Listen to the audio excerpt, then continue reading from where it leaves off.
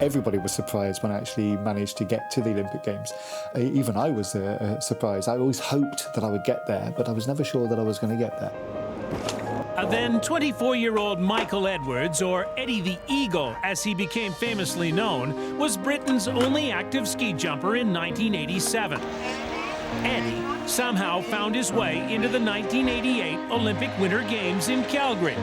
Far from your typical Olympian, he was the underdog of all underdogs, a man who had only recently taken up the sport and was now Britain's first ever Olympic ski jumper. I wasn't going to win anything. You know, I'd only been jumping for 20 months when I went to Calgary. Everybody else had been jumping for 20 years. I just went there to do the very best I could for my country. I didn't know that I was going to get quite the amount of attention I got.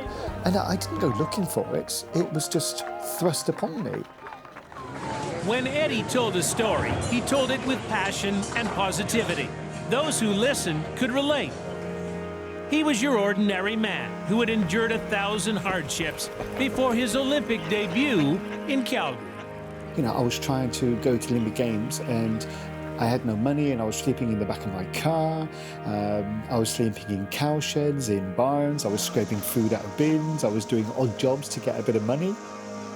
Never, ever, ever did I ever think about giving up. I was doing something that I loved doing.